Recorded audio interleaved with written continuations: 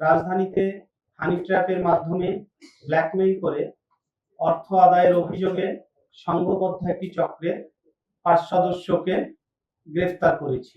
গ্রেফতারকৃতরা হলো মোহাম্মদ আনোয়ার হোসেন, বদিউজ্জামান শাহিন, মরিয়ম, শাহাদাত হোসেন, উর্মি বেগম। প্রিয় সাংবাদিকবৃন্দ, একটি বেসরকারি আর্থিক প্রতিষ্ঠানের একজন ঋণ বিতরণকারী কর্মকর্তা 15 এপ্রিল 2026 তারিখে ঋণ সংক্রান্ত কাজে রাজধানীর রামপুরা থানাধীন দক্ষিণ বনশ্রীর একটি মার্কেটে গেলে এক নারীর সাথে সেখানে তার পরিচয় হয়। সেই নারী ঋণ গ্রহণে আগ্রহী বলে তার কাছে নিজের পরিচয় দেয় এবং এই ভুক্তভোগীর কাছ থেকে তার একটা ভিজিটিং কার্ড নেয়। পরবর্তীতে এই ভুক্তভোগীর সাথে ওই নারীর বেশ কিছুদিন মোবাইল ফোনে নিয়মিত কথা হতো এবং তাদের মধ্যে কথা বলতে বলতে একটা ঘনিষ্ঠ সম্পর্ক গড়ে ওঠে। পরে সেই নারী প্রস্তাব দেয় বনশ্রীর ইউনিটি হাসপাতালের সামনে দেখা করার জন্য।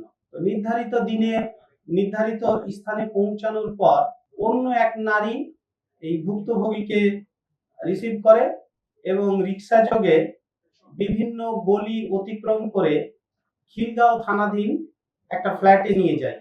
তো ফ্ল্যাটে প্রবেশ করার কিছুক্ষণ পরপরই খুব অল্প সময়ের মধ্যেই অতি দ্রুত সেখানে আরো 4 জন লোক উপস্থিত হয়।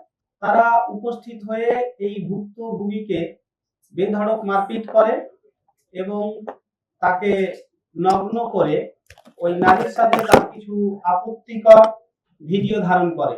এই ভিডিও ধারণ করার পরে তার মোবাইল ফোন, মানি ব্যাগ, নগদ অর্থ, ব্যাংকের এটিএম কার্ড, জাতীয় পরিচয়পত্র, ড্রাইভিং লাইসেন্স, মোটরসাইকেলের রেজিস্ট্রেশন সহ গুরুত্বপূর্ণ কাগজপত্র জোরপূর্বক ছিনিয়ে নেয়। এরপরে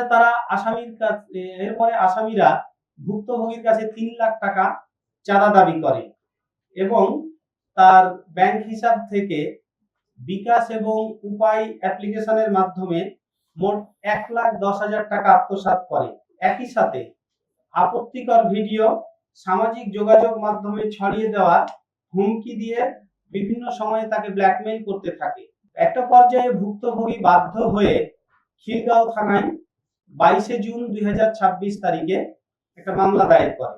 এই মামলা দায়ের হওয়ার পর ডিবি সাইবার অ্যান্ড স্পেশাল ক্রাইমের সাউথ ডিভিশন এটা গত 2 জুলাই মামলাটা আমাদের কাছে আসে হস্তান্তর হয়ে আসার পরে আমরা প্রাথমিক তদন্ত শেষ করে 3 জুলাই দিবাগত রাতে সারা রাত ধরে আমরা রাজধানীর সবুজবাগ, বাড্ডা এবং খিলগাঁও এলাকায় সমন্বিত অভিযান পরিচালনা করি।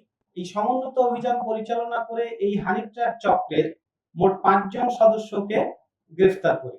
এ সময় তাদের কাছ থেকে 9টি মোবাইল ফোন, একটি ওয়াকি টকি এবং নগদ 4,000 টাকা উদ্ধার করা হয়।